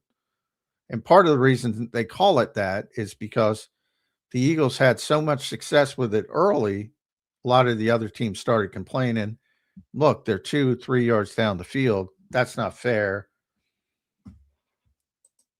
And that's what happened. Carver, good stuff. Here's another super from Carver. Should have gone with incorporating bootleg and more complex routes from front versus backside. Example, popcorn on the front and levels on the back. With the O-line scheme, stout or not, that fits the existing talent. The concepts, the passing concepts, the route concepts. Where can I start? Chris Franklin just joined, so you're going to get bailed out here, but you got to give it to the James. I'm so illusion. I'll come back to it. Sean McVay. Look up Sean McVay. Look up illusion of complexity. Look at how many plays Sean McVay runs in his offense. You will be stunned. You will be stunned. Illusion of complexity. Right. Interesting stuff. Good stuff, Johnny Mac. Appreciate everybody being here today. Don't forget to hit that like button. We got the legendary Chris Franklin in the green room, and he's set to join us right now here on Birds 365. We bring him in. You can follow him at C Franklin News. Read all his work at NJ.com. Chris, great to see you on this Thursday morning. How you doing, my friend? I'm doing all right, and you just gave me an idea for either a podcast or a group name with Illusion of Complexity. Yeah, that's a hell of a name. That is self-described by Sean McVay. Remember that backup offensive line? He's the one who, oh boy, I can't remember his name. The Eagles signed him. He was a backup. He was with the Rams, and it was during the Zoom era. I got to look him up. He was only here for a short period of time. But he let the cat out of the bag. He said, Sean calls it the illusion of complexity. But it's all over the place now. He runs about 8 to 10 different passing concepts. That's it. That's it. Everything's different formationally. He mixes it up. That's it. Everybody thinks illusion. When you break it down, it's really not the most complex offense. It's a No. lot of verbiage sometimes, but it's all it's window dressing. It's a lot Yes. of use a motion. Okay, it's almost like a Houdini thing in an aspect of I'm going to make you look one way, and next thing you know, I'm running out the back door with like some counter or something else that builds upon what you've seen over time. So, yeah, it's that's why everybody says it's a very quarterback friendly system, because it's not the old West Coast offensive things where you had volumes of stuff. It's, hey, we're going to try to out formation you, we're going to try to out motion you, and defense, you try to figure out what we try to do. And that's pretty much what the Sirianni offense is. Yeah, and he, went to a lot of 13 personnel this year because of the issues at wide receiver, and he was running the same plays, but it was a different look with 3 tight ends on the field, and people are like, "What? Wow!" But all the concepts are basically the same. It's astonishing me, but anyway, I digress. Chris is not an illusion. He is here. We haven't talked to you since the Super Bowl. I did want to talk your thoughts on the game from the perspective of what Seattle does and how far are the Eagles, as they are currently stationed, away from the Seattle Seahawks. Well, once I woke up a few times after that boring game, a lot of times, when you look at what the Seattle Seahawks did, they're not, the Eagles and Seahawks are not that far apart in terms of defensively. I think the Eagles, they basically crapped the bed at times. They weren't consistent at times in big moments late because they were on the field for so long. So I think that's why their effectiveness waned a little bit towards the end of the year. Offensively, I think when you look at what they did, that's what the Eagles could do to a T with the right setup, the right play calling. You wouldn't be surprised if you saw the Eagles and Seahawks be around the same level next year. Granted, if Kenneth Walker signs and all that stuff, but there's not that much far apart. It's just because there's any consistency, stop the dumb pre-snap penalties, and get in the flow with this play calling. You hope Sean Mannion can do that. Yeah, Chris, go ahead, John. With Sean Mannion, since we have to get into him, you've heard the cliche. If you're hiring a scheme, you're doing it wrong. Now, my assumption is, and this is just my speculation, it's going to be similar to what Kellen Moore did when he came here, and they were trying to change. And you and I were at practice every day, and we talked about, hey, they're running more motion, they're doing this is new, and then they scale back. Do you expect something similar from Sean Mannion? Because it seems like they're really doubling down when you talk about moving on from Stout. They're really doubling down to go to more of the Shanahan style, McVay style offense. But I don't think they necessarily have the fits to play that right now. They built this roster up with the idea of playing a different style of football. I don't think you just say, all right, throw that in the trash. Well, how do you straddle that line? Well, I think you can. There's some things you can do, and the one thing you've seen over time. I mean, look at when the West Coast offense was big. Everybody thought the Bill Wall stuff, and then you see the Holmgren variants, and then you see the Andy Reid to the Doug Peterson, because he technically came from that tree. Well, when you look at it, I think they're not too far off. It's little things like I don't like the fact that Stoutland's gone, but I get it if you're going to run the system because you need somebody well versed because the footwork's different, the idea is different, the directional different. Same with the tight end or Jason Michael, in case I know it's not official, but pretty much it looks like it. With Jason Michael, the tight end has to work with the tackle and work do that. So you do that. I look and see there's not that you can still marry some of the concepts that worked well for you. Football, and I think sometimes football gets overcomplicated at times, whereas you still need the guys to get SQ, but you can look different ways and dress things differently. And I don't think you necessarily have to change the whole entire thing, which I know after last year you kind of want to, but it's the same thing that we saw the year before. So, but at the same time, I think when you look at Jeffrey Lurie and Howie Roseman, I think there's a directive down there to say, hey, you know what? We're going to try this. The league is going this. You see more points are being thrown up with this. We're going to let them do this. We're going to stick with this through because I think that's the best evaluation for what they're going to do in the future. And if things don't change, if they're still struggling offensively, I wouldn't be surprised after next year you see some wholesale changes, and not just with the coach staff, but with the personnel as well too. And the departure of Jeff Stoutland in that equation to you means what? It's rough and it sucks that they had to cut with this. It had to come down to it. I mean, it just wasn't his style. And I know that the Eagles do run some outside. They run outside zone. They've done it with success too. I think it's just a matter of when you're marrying that whole entire system and you're bringing in the pass that comes off the run. And Stout's a bright guy. Stout's been around the league. He's seen everything and everything. And I have no qualms that he probably would pick it up. But it's probably those things where he thought like, hey, you know what? This is the best way to go and attack a defensive line to help this offense. And things are just changing. And maybe he was tired too. He was like, you know what? I don't want to go through this all as well too. He's up there in age. Maybe he's like, you know what? I'll help out. Maybe I'll try to go do a couple of years and he leaves. But this just wasn't the type of system that he wanted to run or have to learn a whole new or bring other assistants in to try to help out. So I think that's what was a lot that played a lot to a factor in his decision not to return too. And by the way, from the standpoint of who they have, and your point, look, you know, all indications are Lane is going to be back, and you have a 380-pound left tackle, you have a monster at left guard. Atlanta Dickerson is back. Is that really the type of talent you want reach blocking all afternoon and trying to get outside zone so much, or do you take advantage of their strengths and what they've done under Jeff Stoutland, which is, double team blocks, pin and pull, power, inside zone, and occasional outside zone splashed in?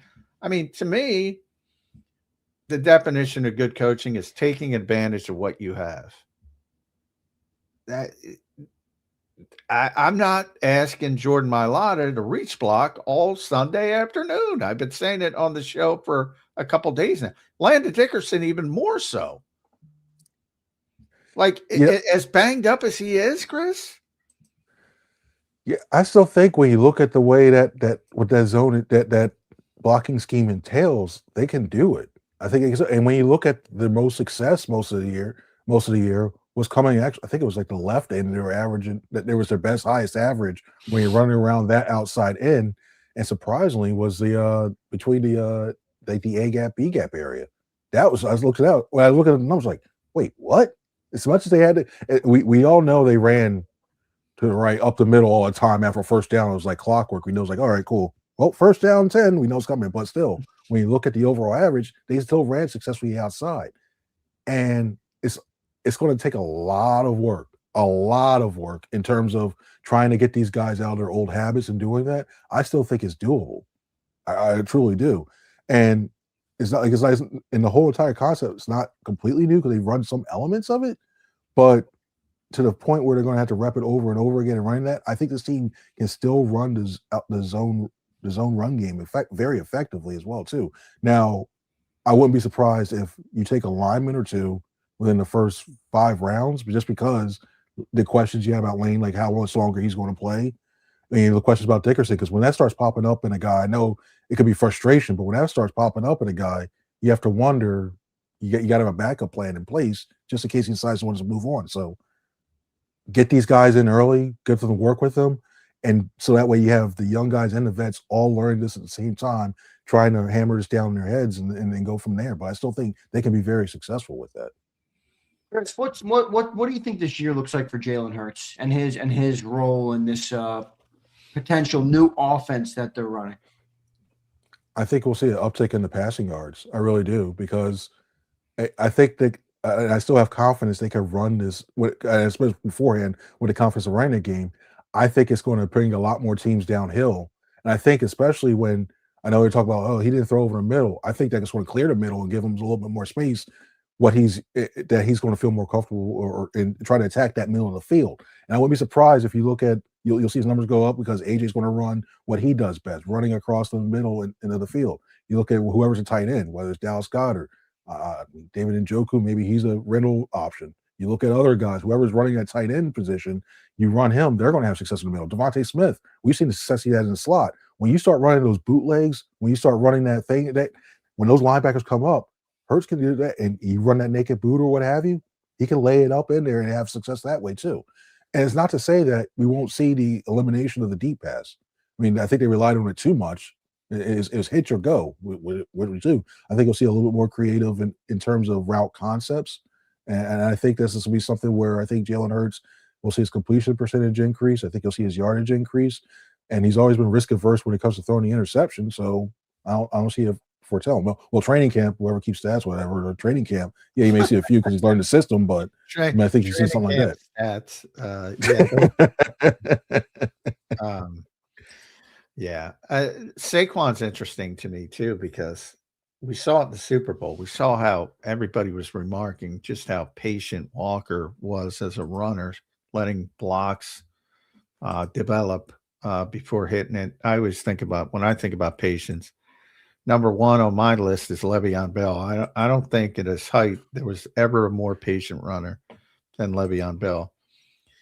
That's what you need when you're playing a lot of wides and a lot of you gotta wait. You gotta wait for the blocks to set up and the guys to kick out. That on paper does not seem to be the strength of Saquon Barkley or Tank Bigsby, who are both guys who, in Tank's case, he hits the hole like a million miles an hour. Saquon's case, we all complain when he doesn't. It's like, why are you stepping around? Why are you? So I think it's both of their strengths is hitting the hole and not patience. It's so similar to what we're talking about with the offensive line. Are you kind of hoping Sean Mannion's more malleable than just, I'm going to run this? Or are you hoping, no, these guys can do it if they're forced to do it? Which side of that fence are you on? I think they'll still keep a few plays that he likes in terms of like wave, really hitting the hole quickly, what have you. But it's going to be it's a lot going to be hammered on that. Hey, you're going to have to be patient. You're going to have to, because you need time to develop. He's going to have to take about like 3-4 steps towards that outside and then plant and go and hit the hole quickly, which he's capable of doing. It's a matter of just hammering home. This is where I think you need Jamal Singleton. I think he'll be key in that, saying like, hey, listen, man, I'm being told this. We got to do this in order to succeed. Hey, just slow it down a little bit. And it takes time. And and one thing you see about backs as well, too, most of them, is when they get older, they start to have that vision. So you're hoping after yet another season that Saquon's able to hold his water a little bit. Just let the go to 1, 2, 3. I see the vision. He's got good vision. We've seen him be able to have the vision to cut back when it comes to cutbacks, what have you. You can do that. And that's another thing, too. He'll have the ability with the cutback. It's going to be there if he's patient, if he doesn't see what's there initially. You can't do it all the time, but I think he's going to be able to do it. It's a balancing act, and it's a feel thing. And this is the OTAs are going to be important to say, hey, listen, this is what happened there. At the always parts of OTAs, training camp, and listen. And I think as well, too. I know I've said this beforehand because we've gone through so many offensive coordinators here. It's going to take 4 or 5 games probably before this offense is actually saying, okay, you know what? Now it's time to really judge it because it's something a little different. It's probably some new verbiage coming in again. So, yeah, I think it's possible to do it. I think he's capable of doing it. Like everything else, it's going to come up to the coaching from Mannion all the way down to Jamal Singleton to instill that into his guys. And, hey, the Tank Bigsby thing, yeah, that's the one. I wonder if they take a running back too, because it's a whole different style. And I know he's really good. I'd float around thinking about, hey, using him as a quasi. I want to see how he blocks a little bit more. Use him as a quad. Because in the system too, you do need 2 running backs. They use that 21 personnel a lot too, effectively too. Maybe you tease around, see what he looks like in a fullback role. Doesn't work, okay. Well, you try something else, or he looks something else. So I still like the talent he has. It's just a matter of trying to refine it, see what you can do to maximize. If not, maybe get a pick for him. I don't know. We'll see what ends up happening there. Who's the right fit at tight end here? Do you think they should bring back Goddard with these changes? You think they should look to draft somebody maybe high in the draft? What are you thinking about that tight end spot, Chris? I think that's a big one here. I think especially Goddard's perfect when it comes in terms of the receiving aspect of it, just because you look at that and you look at the matchups, because when you do have those two tight ends set, they're going to need another tight end for sure. And I think they would be surprised they say the second or third round they take one, because I think especially when this thing is really working, you have two effective tight ends. Maybe you use that 12 or the 22 personnel as well too. And I know that's more of a Shanahan offshoot, not LaFleur, because he likes to use a lot of the three wide receivers. But I think in order for this offense, I think you can really get a lot going if you get somebody who, for this season at least, you bring back Goddard for maybe like a 1-year deal. You get a young tight end who you do that, or if Goddard signs elsewhere for big money, bring in Njoku, bring in that young tight end, because you need that outside edge that they're able to block. And I like the fact that if you do that, and once you Njoku say 1 year thing, he's going. You got your new guy. Maybe you go back to the 3 wide receiver thing and you work it out there, because yeah, I'm sorry, Darius Cooper is good, but I don't like he could be something. Is he that permanent 3rd wide receiver right now? I'm saying no. I'm looking at something. I want something like a little bit more prolific in the slot. He's good at blocking, but I want somebody a little bit more prolific in there. I think he could be the 4th. I want a manufactured touch guy. Find me a manufactured touch guy. I think this offense has needed that for years. They can't find it. They can't find it. And in today's NFL world, because of what's going on in college, Chris, the easiest position to find is receivers. You should be able to get a receiver in the 2nd or 3rd round who can contribute. You should. I mean, look at the last 2 drafts. Forget about the 1st round. Look at the 2nd, 3rd round receivers. Bunch of them just contribute right away. The Eagles got to be able to come up with something. And I get in their previous incarnation of their offense, there wasn't a lot of traffic, so it didn't matter. I don't even think Jahan Dotson is a bad player. It's just I want a different style of player. And in the old style of offense, they weren't getting a lot of traffic. So who could, it was like, who cares? But if you really, really want to go this way, look at how many receivers Jordan Love would get involved. I mean, they don't have everybody's like, they don't have a number 1. Yeah, but they got about 6 threes, and they're all contributing. To the one guy, they moved, I think it was Bo Melton. They moved him to defense, and then they had a bunch of injuries, and they moved him back, and he was making plays. Why can't the Eagles find that? The Romeo Dobbs of the world. That's who I'm talking about. I know it's going to come rich because given what we saw in the last game, Dobbs, to me, he drops too many passes. He does. And I know, but in my mind, I'm still mad. I'm like, it's like, you have all this talent, dude. Come on, dude. It's probably the kazoo helmet. He's one of the the wind resistance. Well, okay, can't see it, what have you. But yeah, I mean, I still wouldn't be lost. I mean, they really look at tight end because you got Tucker Kraft. You look at the way he did in Green Bay. You have that. Yeah. Also, Tucker Kraft. Yes, draft Tucker Kraft. That might help. But yeah, like you can have all that stuff, but also when you look at the gravity of who you have on his roster too, that the 3rd wide receiver, the 4th wide receiver, especially if they do bring back Goddard, you know where all the touches are going to go. It's going to go to A.J. Brown, DeVonta Smith, and Dallas Goedert. They're not going to stray away from that at all because they've seen it work in the past in terms of when you have the right system. I hear a lot of stagnation, Chris Franklin. Stagnant. It's not stagnant. No, it's not stagnant at all. No, you just know these guys are actually good when they're put in the right places. That's the thing. It's key shocks. Like, wow, talent really comes out when you put them in a spot that actually does that. Like, imagine if you had Sean McVay running this offense with this roster of receivers. Yeah, it looked a lot better than what we saw last year. By the way, has Sean McVay ever beaten the Eagles? Yeah, no, because I think there's some things in terms of I find it so ironic. And I think Sean McVay is a good coach. People say I don't think he's a great game manager, but obviously he's a great offensive coach. But I do find it ironic that the Eagles constantly beat all these guys and everybody wants their systems and offenses. I do find that ironic. And that's the thing with McVay. Like when you look at it, like when it comes to decision, he's too easy looking like, well, I can run this one second and third down, fourth down, and fifth down, fourth down, and I can go this one first down and second down, and all that. He's so ingrained, and the next thing he knows, like, oh, the play clock's bad. Or then he goes, you know what? I don't care about special teams. Let me just hire this guy, whatever that. Oh, special teams. Oh, boom, boom. So yeah, that's what McVay's.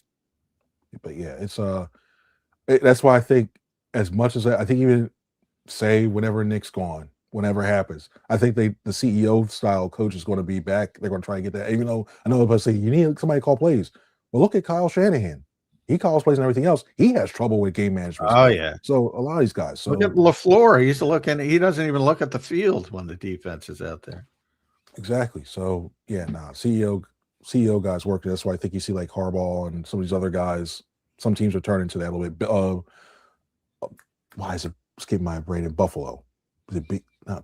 Brady, Joe Brady, CEO types. That's why I think teams are going towards that a little bit more. We'll see what they end up doing. Chris, couple free agents now this offseason. Who do you think's top priority? Are you in the pay Jalen Phillips camp, or if he gets $25 million, are you letting him walk? A couple free agents, him, Nakobe, Reed Blankenship, and Dallas Goedert obviously are the big four. What do you see in free agency for this team? Any bold predictions one way or the other about somebody they would keep or let walk? I think their priority needs to be Jalen Phillips, because even though it may be a good edge rushing class and maybe all that, when you look at what's available, the fact that when you have a guy like Max Crosby lingering out there and 20 teams around are calling and say, hey, is this guy available? You better, either you tag him, which I know the Eagles don't do. They rarely do that. So you can't tag him, but you better find a way to sign him, because if not, you're back in the same boat you were in last year. So to me, he's the priority. The Reed Blankenship thing, that's tough. I don't personally, I think, and Nakobe too, I think they get offers elsewhere. And I think especially with this, especially the safety class is deep again, and you got Mkuba coming back too. I see that as, I think they go young in that direction too. I wouldn't be surprised in the Reed thing. I wouldn't be surprised if they go elsewhere. Nakobe, I would love for him to come back, because I think he's a great linchpin and he's versatile. And we saw at times what you could do with all three of those guys on the field. And I think Jahad Campbell, even though he disappeared as the season went away, I think there is a path where you can have all three of those guys in there. Makes it look like that 3-3-5 I talked about before. That's something I would like to do. Dallas Goedert is a wild card, because I look at him and you see what he's doing. Like, everybody sees that production he had last year, even if it's the little, the little pop pass touchdowns and the things that really were runs, what have you, the shovel pass. But you still see somebody there. The thing with him is, like, you're always waiting. Like, every time he gets tackled, he stays down on the ground long. You got that thing you feel like, is he down? How many games is he going to miss? And they pop back up. You're like, all right, well, he's good. That's the constant thing you want to run with him. So, if somebody offers Goddard 2 or more years, I think he's gone, because I think the team very well only wanted to be one. Yeah. So, and I think he will, because he's coming off a 13 touchdown season. So I think he's going to get 2 years. And, remember, the Eagles made him take a $4 million financial haircut. So he's not going to be looking to give any team friendly deals. So I don't see a way Dallas is going to be back, unfortunately. Nakobe as well. I bring you back. I think it was Brookie. I think it was your guy, Brookie, who asked the question. He asked the question, hey, Vic, do you envision 3 linebackers being on the field? And Vic looked at him and laughed, and he said, at linebacker? No. So if Jahad Campbell can play edge, but there's no evidence Jahad Campbell can play edge. So I think it's going to be really difficult for Nakobe to be back as well. Personnel as a whole, though, I want to ask you a more holistic question, I guess, of Howie's job. It's like, Vic almost retired both years. Obviously, he's short term. We're talking about a shift in scheme, and we all know the Eagles' history. Either they're going to succeed and Sean McVay is going to be a head coach, or they're going to fail and Nick Sirianni is going to get blown out. If Nick Sirianni gets blown out, everybody gets blown out for the most part. Very few would return. So you can't really say this guy's a fit for Vic or this guy's a fit for what the Eagles want to do on offense now with Sean Mannion. If you're Howie Roseman, how do you go about your job? Is it just let me take the best players and those guys got to figure it out? How does that? How do you weigh that if you're Howie Roseman? To me, it's a two-pronged approach. I think up top when it comes to him, I think they have in mind, like as we see right now with this the offensive changes, this is the way we're going to want to play organizationally. So I'm going to look more towards guys that fit that system no matter what. Offensively, defensively, I think they're going to stick in this same style thing. Maybe you start asking Clint Hurt a few more questions. Like, hey, I know they do that for his position group, but like overall, like, what do you think about when you look at this defense, what have you? And then overall, you need to draft intelligent players. And I know it's tough because sometimes it's that balance risk of, does this guy have a high football IQ to at least know, like, hey, if we shift systems, can he know what to do that? Versus a guy who has a lot of raw talent, but maybe has like a 1.6 because he took golf and it was all awful or something like that. And like, he has a hard time picking up different systems and stuff. So you look at it, I think that's one thing that they're bouncing at that a lot of general managers' way, and it's tough to do that. I still think you go for there's an organizational philosophy overall. This is what way we're going to play on offense no matter what. This is the way we're going to defense no matter what. We're going to find the best coach that may have that. He may have his own tweaks here, but this is overall this is what they think on this side, and this is what we think defensively as well too. And they just move on from that way, and just it really is. I think really overall, a lot of that relies on getting a lot of smart players who can learn quickly, that can be able to adapt if they have to make wholesale changes for 2027. Chris, last question for me. I know you're a reporter and not necessarily a fan of the team in terms of being invested in the results, but you have covered a pretty successful football team for the last 5 years. Do you feel like the window for great success is closing? Do you feel like they're still right in the mix as a top contender? Do you feel like we're teetering maybe could blow this thing up? I mean, I don't even know if Nick's going to be here after next year, depending on what happens. Where are you on what you think the team is going to accomplish or how good they're going to be from a macro? I'm going to use it as I'm hoping the weather turns out like in March or April, where it's a nice spring day. The window last year, it was all way open. You're doing your spring clean, the window's way open. I think it came down a half a peg. I think it a little bit because I still think you have enough core pieces where you can still have success. I think when you look around the landscape of the NFC, I know things change a year. This team is still competitive, in my opinion, can be competitive with that, with the competent coaching. So I still think you still have enough time there to be able to compete for that. I think at least another 2 years, because I know general managers look in 3 year increments. I think you got at least 2 more years in order to do that. Even if you pull a Dungy Gruden type thing where, say, if Nick's gone, you bring somebody else in, you still have the same personnel for the most part, I think you still have success. So it's still open. It's not as wide open as it used to be, especially this year. This year did a lot of damage. It really did, like to the psyche. The players themselves, they're probably a little like I wouldn't be surprised if a few of them look like Seattle. Like, really? Like, we're better constructed roster than this team. We got beat by we could have been where Seattle's going right now. This should have been where they're standing. So I wouldn't be surprised if they have that mindset going, listen. And also for them, we want to come back and get another ring. We got to do it now sooner. I would look at it as a missed opportunity because, boy, I New England did not look like a Super Bowl team to me, Chris. I mean, that is one of the worst Super Bowl teams I've ever seen. Just from they didn't look like a Super Bowl team. I don't know any other way to describe it. So, I mean, to get through the NFC, which was tougher, I think the real Super Bowl was obviously the NFC Championship game, but and the Rams were a very good team, and the NFC was certainly the tougher side of the docket. But boy, this was a missed opportunity. And it's winnable games because you saw what you saw. I know the Eagles have had the Ram number, and it's going to come up. It's eventually going to end. But I still think, the Rams were driving late. To me, the Eagles still had a better shot if they had somebody that wasn't spamming hitches and go routes. Maybe for a dig a couple while. Kevin got a job. He's in Miami. he could be a good passing game coordinator. I think it's one of those things it's a flow, it's an art where you're calling these plays and you can't like one to another to another. It's a flow and an art to it. Just think he didn't get well, that's true. That part's true. And maybe he did get over promoted. I say all the time, but he's not a dumb guy. He knows a lot about offensive football. And I wish him well in Miami. And, he went to high school down there, so he's familiar with it. And, he's a great golfer. His daughter's a great golfer, so maybe it's a good fit. Maybe it all works out in the end for everybody. New situation. They can get away from that. They don't have to think about the egging in the house or anything like that. For it, it's brand new. They can, and I wasn't even trying to be like funny. That it's seriously get away from that and reset and go from there.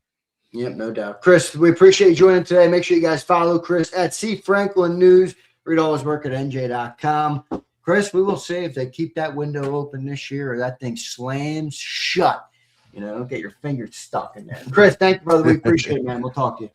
Thanks, everybody. I'll have a good one now. See you later. All right. See ya. There's Chris Franklin joining us right here on Birds 365. Great show today. Appreciate Chris joining in. Some good takeaways there from Chris Franklin, John, as we get closer now to free agency and the draft and all these different things. I thought we had a good talk about personnel today, and then we're going to start to apply that. All right, well, if there's changes coming, what do you need in free agency? What do you need in the draft? And we'll take a look at some of those things, John. But off-season's moving right along, my friend, and a lot of questions this summer for the Philadelphia Eagles.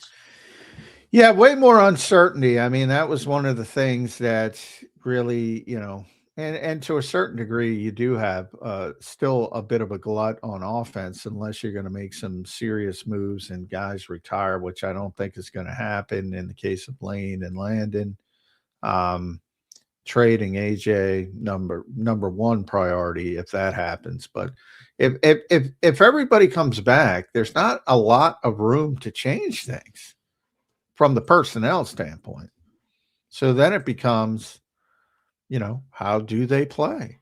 How do they play in a lot of new situations? I won't say completely new because I think, as I said, I think Sean Mannion will be smart enough to utilize them. But, there are, other than tight end, still projecting Dallas Goedert to leave, and wide receiver 3, maybe if you draft a right guard, maybe not a lot of room to move off people at this stage. Doesn't seem like it there is, and I think you're right about that. We're going to see, what they end up doing, obviously, the tight end you mentioned, and a couple of other things, John. But how do you feel about the last question I asked, Chris? You've covered a pretty damn successful football team, John. You feel like that window might be closing? It could be, and I think it would be a lot of it self-fulfilling prophecy. I think they, I've said it a couple times. They won 11 games. And granted, it was ugly, a lot of way to 11 games. But in a season where there was no great team, Seattle was very good, but there was no great team. They've been acting like a 5-win team. And they won 11 football games in the NFL, which isn't easy. And they act like they won 5. Now, some people might think that's positive, saying it's not acceptable. They're hell-bent on that not being successful. And I get that spin. But I also think, to move off this group so quickly and say you failed, I don't know. That's harsh to me. That's harsh. It's 11-win football team. I know. So if they go backwards, obviously winning cures all ills. If they win, everything takes care of itself. It's no longer a discussion point. If they go backwards, boy, then I think it's exactly what I said. That's a self-fulfilling prophecy. Like you overreacted. Because there's still a lot of good players here. And half of the battle is those guys responding from saying, you know what, I played poorly last year. I got to ramp it up. And sometimes that's just a natural cycle. Guys have down years, then they have up years. We'll see what ends up happening with the Johnny Mac. A couple minutes left on the show today. Kevin Patullo's in Miami, for those who didn't see that. So he's gone. We don't have to worry about seeing Patulo next year around the Eagles organization. John, will you miss Kevin Patullo? Oh, yeah, personally, yeah. Great dude. Top 10 dude. Wow, it's a big ranking. Yeah. No, love the guy. I'm a that's why I get annoyed by people who say stupid shit. But I he did not have a good season. I don't think it was all his fault, but he did not have, and maybe he was over promoted. Maybe he doesn't have the feel to be a play caller. That's certainly possible. But for the people that think he doesn't know football, man, he's forgotten more football than all those people who criticize him will ever know. And I think it's going to be interesting when Miami does announce the staff, because I think he's going to be more than a passing game coordinator for Jeff Hafley. I think he's going to be what he was here. And like, he was Nick's right-hand man when it came to all the stuff that nobody cares about, administrative, logistics, on everything.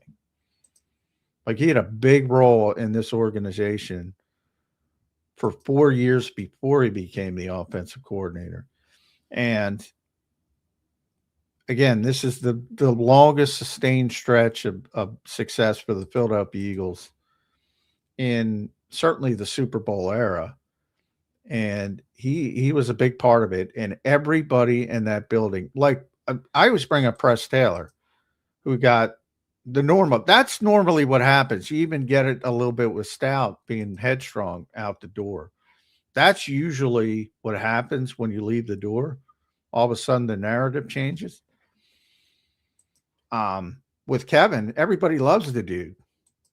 Like, everybody. Have you heard anybody criticize him from a personal level? Because I haven't.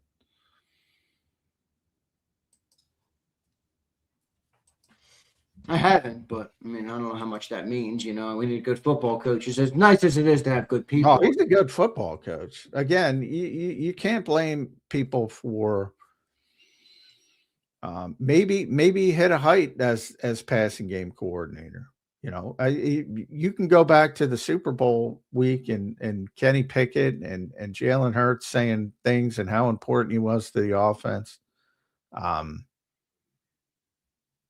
You know, maybe he got over promoted. That's possible. Maybe he hit the ceiling of where he should be. That's possible. Although I think he'll rehabilitate himself in Miami. But yeah, for the I mean, yeah. I mean, he's a good football coach. All right, we'll see what happens. Johnny Mac, your final thoughts here on a Thursday edition of Birds 365, my friend. Final thoughts today. Well, I just gave them about Kevin, but it is going to be interesting from the standpoint, and we're going to have to delve deeper into Jalen Hurts, and that's going to be the story, like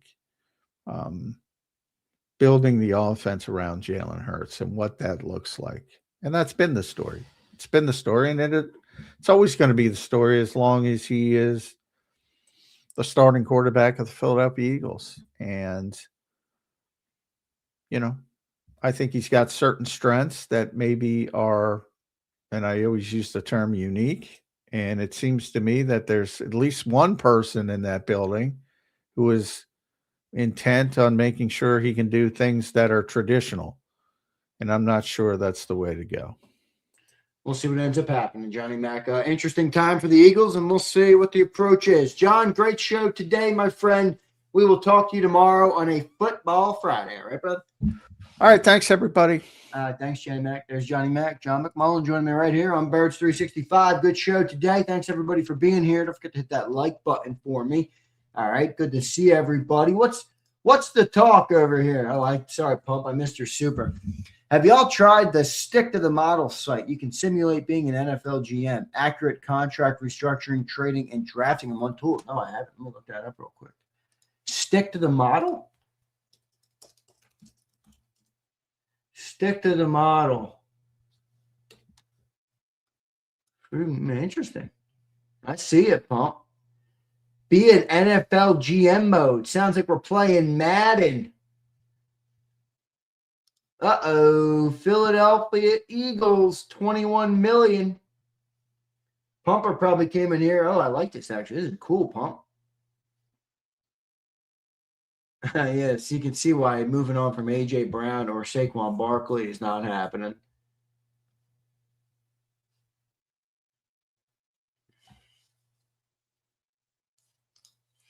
Interesting, Pump. Actually, a pretty good resource.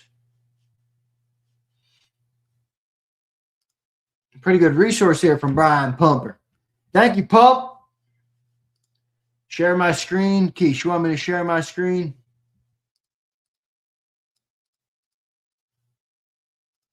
No, I don't want to pull that up. Let me pull this up.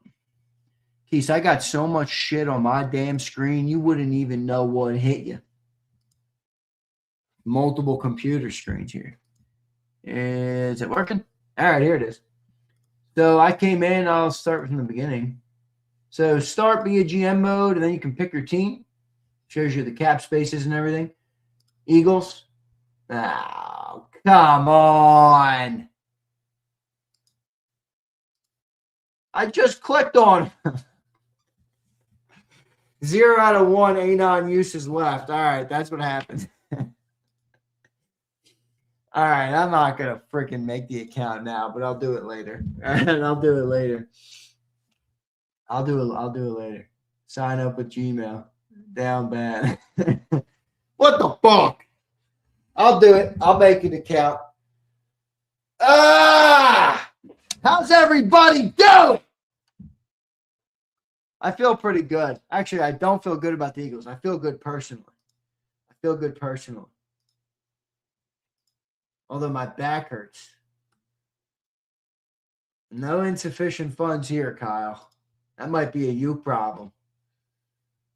Typical Pump. Classic Pump.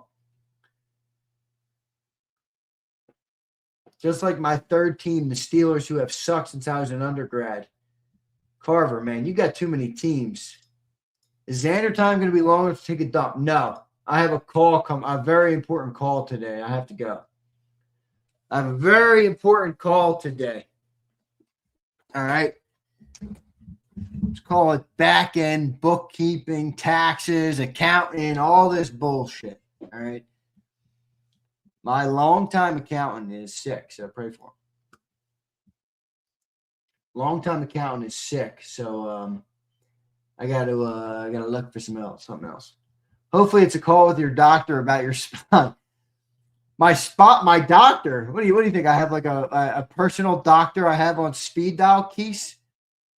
No, that's not the case. If something hits the fan, you know what I'm doing? I'm probably going to urgent care.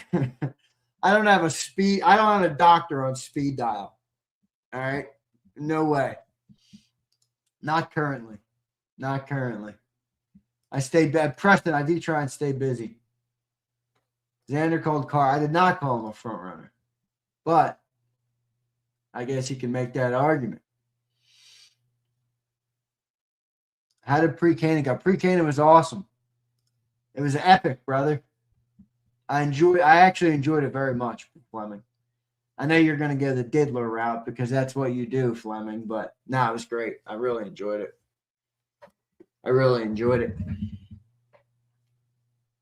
Primary care physician is what they are called. Yeah, Key Swell. I'll deal with that another day. All right, I'll deal with that another day. Finding a new accountant sucks as an employee. Can't be easy as it's absolutely brutal. But I'm pretty organized with my books, so that's not my problem. But